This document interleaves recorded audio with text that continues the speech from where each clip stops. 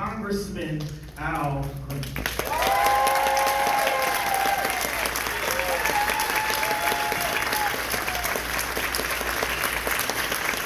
Thank you very much. What a great introduction. Can you give Joshua a big hand, please? That's not really good. That's really Oklahoma big. And of course, all of these absolutely splendid ladies, they were absolutely, you're at the best.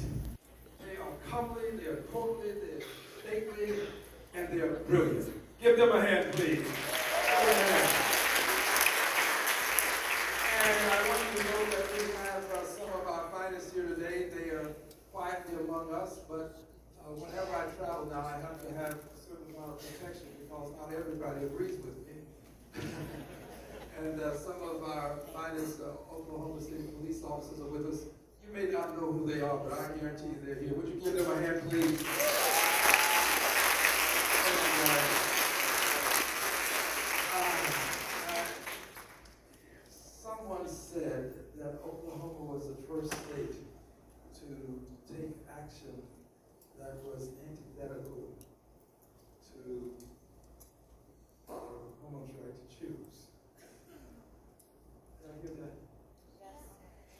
Yeah, well, I have news for whomever that was. Friends, the long arm of the law has no place in a woman's womb.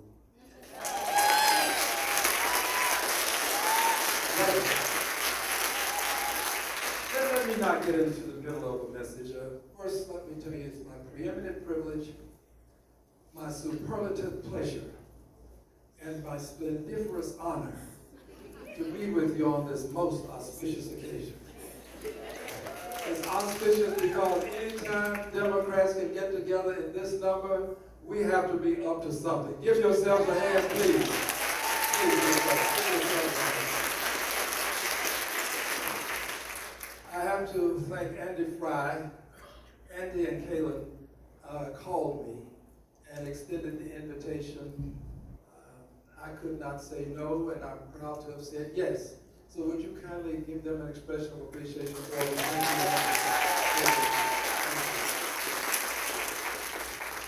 Now, I was talking about women, so I want to say this one more thing, and then I'll go to some other aspects of my here. Friends, there are some people who seem to be of the opinion that women are taking over. They're not. They're just trying to catch up.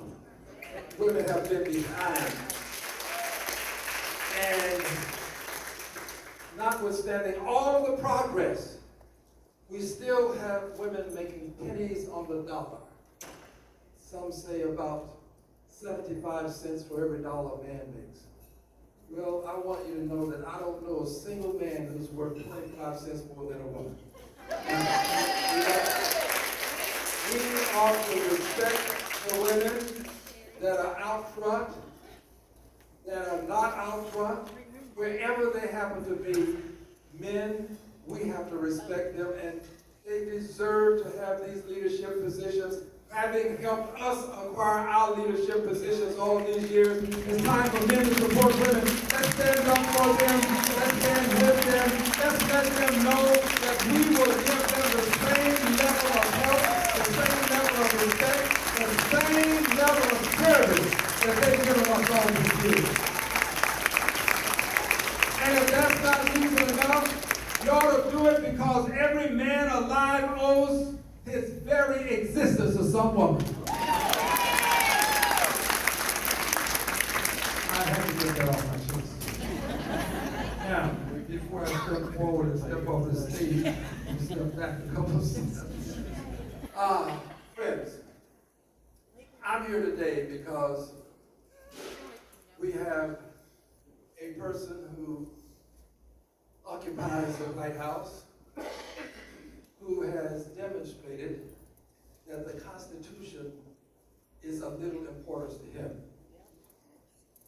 And this is placing us at a pivotal moment, a seminal moment in time, if you will.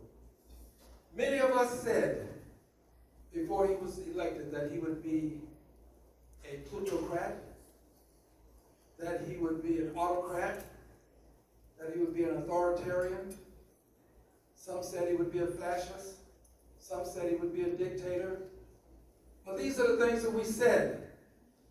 How can we, if we say these things and we mean it, when he gets in office and he starts to do these things, he gives us evidence of becoming and evolving our country into fascism or socialism or some other ism. If we see him doing it, how can we allow him to do this and not challenge him? We have to fight back. We have to fight back. If we don't fight back, we say to the public that we didn't mean what we said. I meant it when I said he was an authoritarian. I meant it then, I mean it now. I tell him, I tell the world, I'm going to stand up to authoritarianism. I don't want to live in a country where one person rules.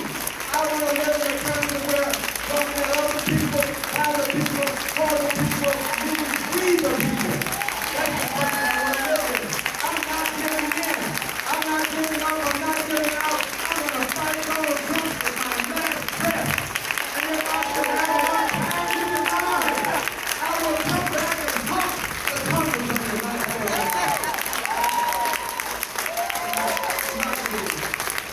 I'm not giving up. And I want you to know that we have to protect the rights of others if we want our rights protected. We do.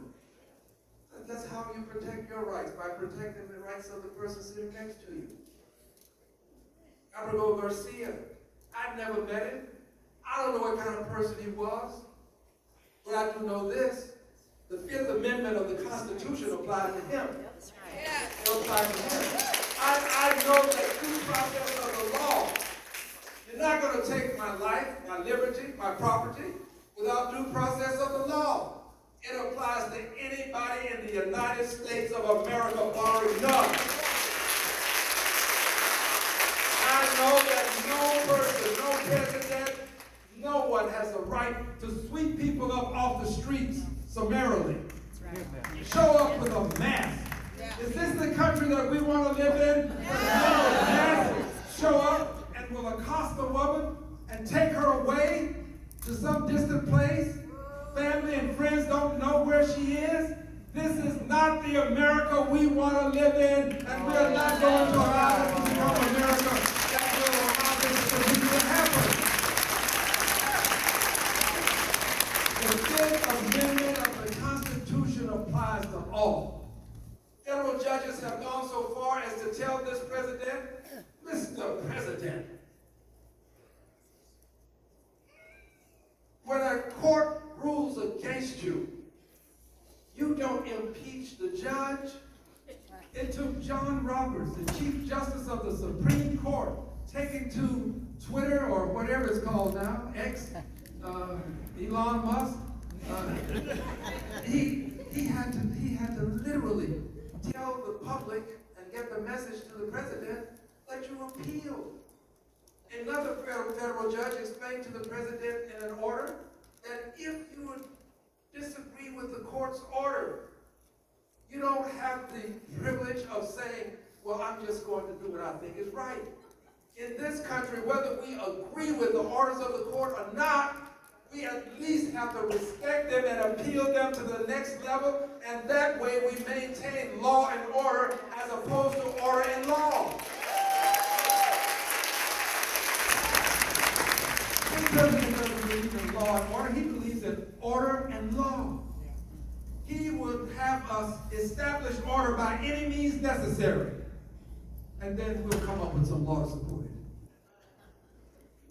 Friends, no one should have the authority to take 300 plus million people to war without consulting with the Congress of the United States. You never had that authority. Pardon me for using the personal pronoun I. My mother taught me better, but I have a say in whether or not you take this country to war. I was elected by people who decided that it was appropriate for me to be there to defend the Constitution. say this.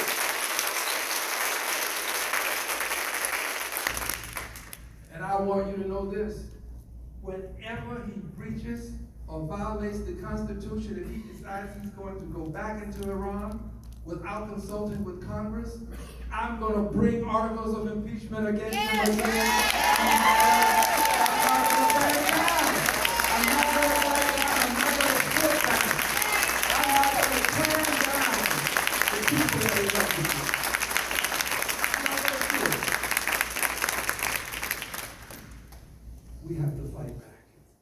We have to fight back. We are Democrats. We have to fight back. Dear friends, at some point on the infinite continuum that we call time, we will all have to account for our time. That's my belief. And on that day, the issue won't be how many billionaires did you try to lend money to. The issue won't be how many full bellies did you try to feed. The issue will be, what did you do for the least, the last, and the lost? Come on, Scott. What did you do for the least among us?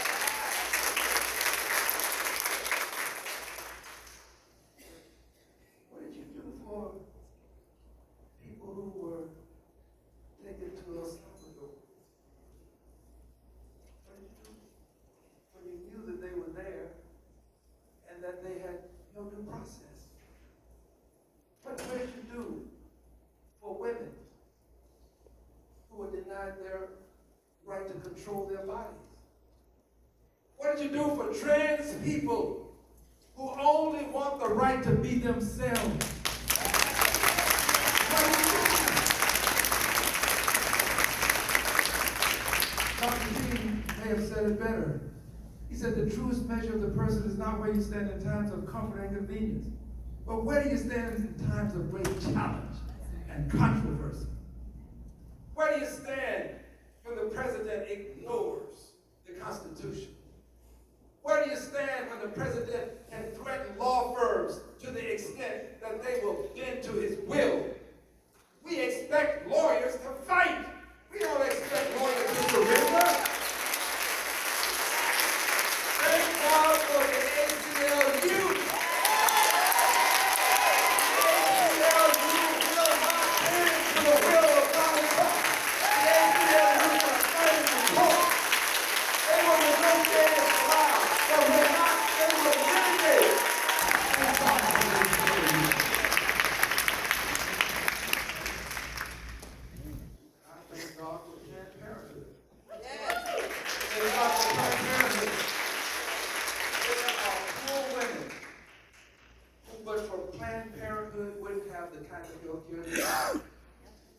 Planned Parenthood is bigger than abortion. Abortion is important. And by the way, I say the word abortion. Some people are shy away from saying the word. I thank God that we have people who are willing to, under the stress and almost the duress of having to deal with persons who are antithetical to what they do, and will stand with women that they don't know. This is what we'll be judged by. Who did you help? What did you do? You have to take a stand. You got to fight back. And fighting back, as I close, because I have to catch a plane. If I didn't have to catch this plane, I would use two words where one will do. But I'm have to economize now because I have to catch a plane. But I want to tell you this. Fighting back means that we cannot allow the president's incivility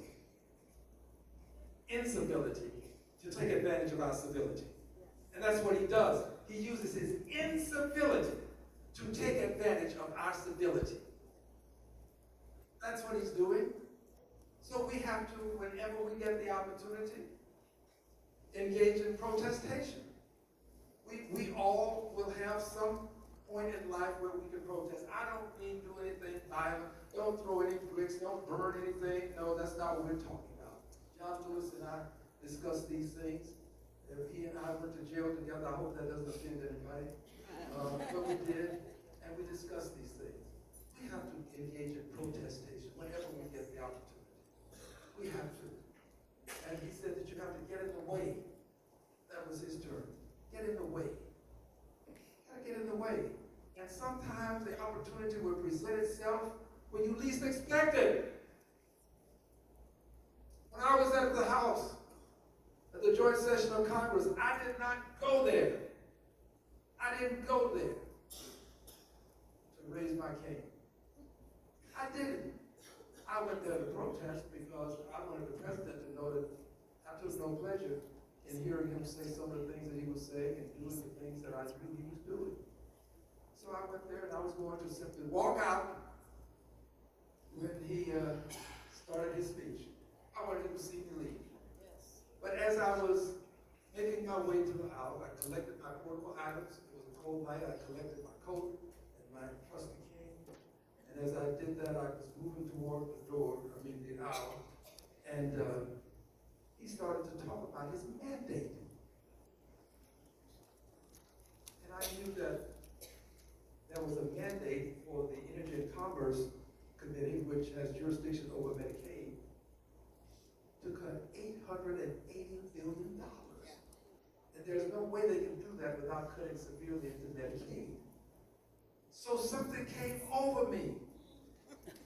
Maybe it was just my years of having been involved in protests, son of the segregated South, the rights that the Constitution accorded me, my friends and neighbors denied me. I had to drink from colored water fountains. I had to sit in the back of the bus, sit in the balcony of the movie. I had to step off the sidewalk to let others come by. I was called all kinds of names. Maybe my years of having lived through that conditioned me so that without thinking, it was just spontaneity. I stood and I confronted the most powerful man in the universe. That's what they tell me. So I stood. I did. I pointed my cane and I said, Mr. President, you don't have a mandate to cut Medicaid. And my colleagues across the aisle were rambunctious and they decided that they were going to voice their displeasure louder than I could call my message to the attention of the president. So I then raised my voice again and said, you don't have the right, you don't have the mandate to cut Medicaid, Social Security, and Medicare. And they became loud.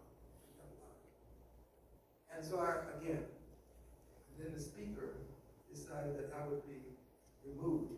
So I was evicted. I'm the only person in the history of the Congress to ever be removed from a joint session of Congress.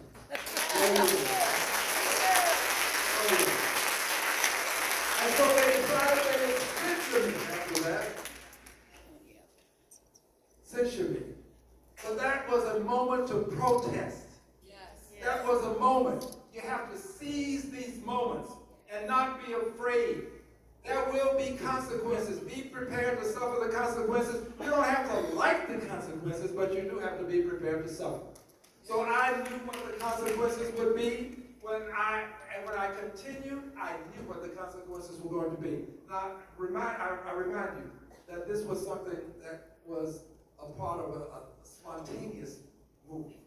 It was all spontaneity. Nothing planned, nothing contrived. But once I started doing it, I knew what I was doing.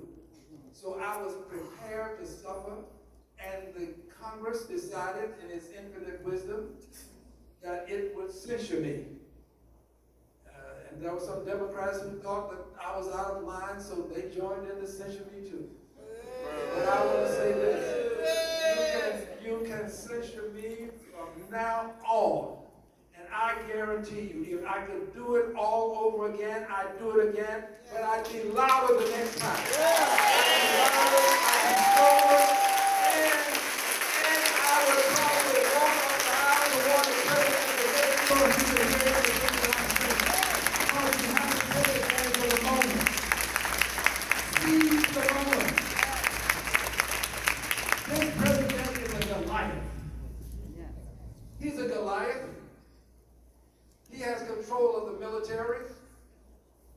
friends, he fired the generals that were there when he came into office. He has control of the Congress. The courts cannot control him. Are we going to wait until tanks are in the streets before we act? No. Are we going to wait until he declares martial law before we act? Are we going to wait until it's too late? No. We're going to start right here, right now, and fight back so we can prevent tanks from rolling down the streets of American City. So we can stop them from taking martial law. So we can protect American democracy. We're going to stand up and fight back. And we're going to do it because for every David, there is a Goliath. And there are Goliaths among you. Are you ready to fight? Will you take a stand? Stand up and fight back. Stand up.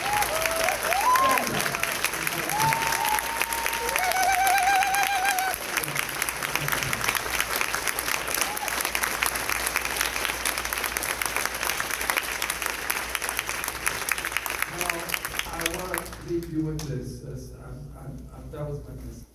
I want to tell you this.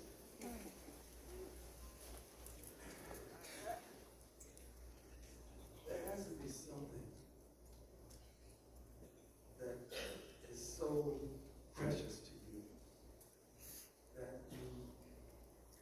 you're willing to sacrifice everything for it. I know that my mother would have sacrificed any and everything to protect me and my journey. But there has to be something. Dr. King has a quote that few people will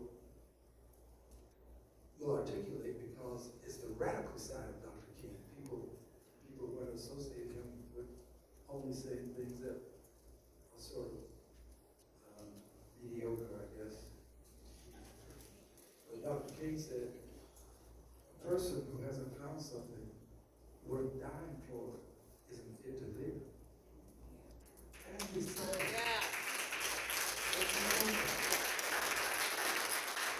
let me submit to you that American democracy is that something. If we don't have democracy, we get into autocracy. We lose all of these other rights. This is what it's all about. And we have a person who incited an insurrection. Yes. He did that to stay in office for fear that we may forget. That was why he did it. He was trying to stay in office. If we don't fight back now, we will lose what our foreparents, many of them lived and died for, and never had the opportunity to enjoy to the extent that we do. We can lose it. Do not believe that it is beyond being lost. It is something that we have to protect every day of our lives. So I'm just begging and pleading with you. You said fight back, I'm with you. But you know what you're fighting for. When you fight for American democracy, you're fighting for your rights that are enshrined in this Constitution. That's what it's all about. The Constitution is more than words on paper. It's what dwells in the hearts of the people who benefit from it. We must protect this thing called the Constitution. That's the hallmark of American democracy. So,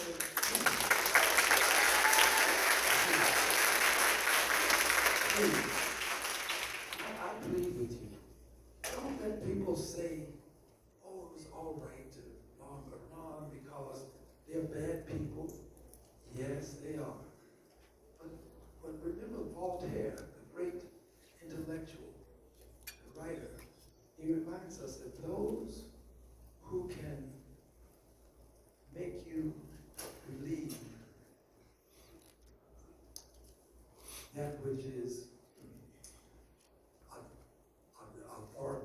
audacious, I suppose, can make you commit atrocities. You know, don't let people convince you that it's okay to violate the Constitution. It's all right. It's for a good cause. There is no exception for a good cause. No exception. Please, know what you're fighting for, and you'll fight. There are some things you'll die for. I love my country. I love it. People think that I don't because I'm always challenging. But I do. I love it. And I'm not going to let one person destroy it. Thank you very much. And I now really, my grandfather was a preacher and he always had 3 closings. So I'm going to leave you with just 2 closings. Thank you very much.